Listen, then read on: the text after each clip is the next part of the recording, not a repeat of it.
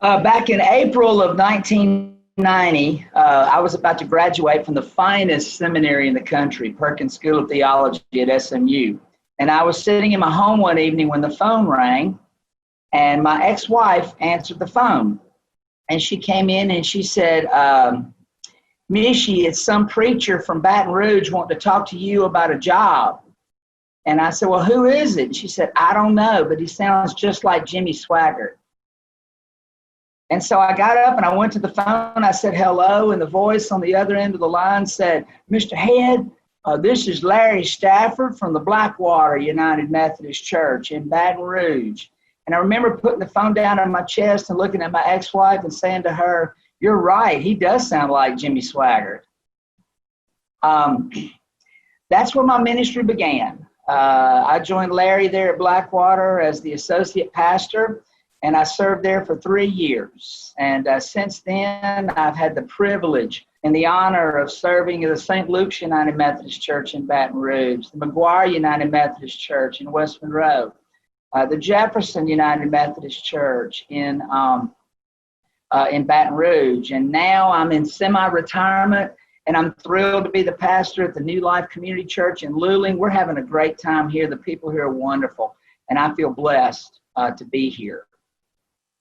I've had a lot of memorable moments in ministry, many of them humorous. I know the people in my churches that I've served always seem to have a lot of fun at my expense. And that's okay. That's okay. It was enjoyable. But one of my most memorable experiences happened just a couple of years ago. Cindy and I had just gotten married. It was about a week or two after our wedding. And one of the little children in our preschool, a little 4-year-old girl, approached me one day. And she said, Pastor Michi, did you get married? And I said, yeah, I got married. And she said, are you going to have babies? And I said, well, no, we're not going to have any babies. And she said, Pastor Michi, when people get married, they have babies. And I said, yeah, I know they do, but they're usually younger. And Miss Cindy and I, we had our babies a long time ago. And then she got very serious, and she looked at me and she said, Pastor Michi, did you have your babies before you got married? And I said, no. I said, we had our babies when we were married to someone else a long time ago, but we're old now. We can't have any more babies. And then she looked at me and she said, Pastor Michi, you're old. Did you forget how to have babies? You know, when I think about all of the people that I would like to thank, there are too many to mention. I've got many dear friends and colleagues in ministry that I've shared a lot of laughs with, a lot of rounds of golf with, many different experiences, and I appreciate all of you. But I would like to express a special word of gratitude to Reverend Bob Burgess.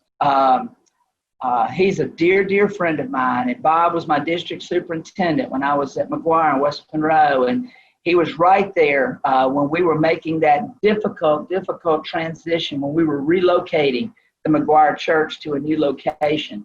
And he was so supportive of me during that time. And I've considered him a friend ever since. I've enjoyed playing golf with him. He's a good friend. Bob, I thank you, and I share my love for you. Of course, I want to say a special word to Reverend Larry Miller. Larry and I have been friends for a long, long time. Our friendship started back in the early 80s when we were asked to serve as co-coordinators of youth ministry for the Monroe District. He was in Tallulah. I was the youth director at McGuire, and we served together, and that's when our friendship started. But it really blossomed in the last 5 years when Larry came to Jefferson as our new associate pastor. Let me say this. Larry Miller, as an associate pastor, never lifted a finger to help me with any administrative duties at that church. But that didn't matter. He is a dear friend. We shared a lot of laughs together, a lot of wonderful ministry together. He and Linda are both very dear, dear friends of mine. Larry, I thank you, and I love you, brother. And, of course, I've got to mention my dear friend, Larry Stafford. Larry's been with me from the moment I began my ministry here in Louisiana, and he's been more than a friend. He has been a mentor to me. I've always said about Larry that Larry helped me to learn what not to do in ministry. I love him dearly. I love Miss Rita. They're like a second set of parents to me. And Larry, you are a dear brother in Christ, and I appreciate all that you've meant to me. And then finally, of course, first and foremost in my heart and my spirit is my family.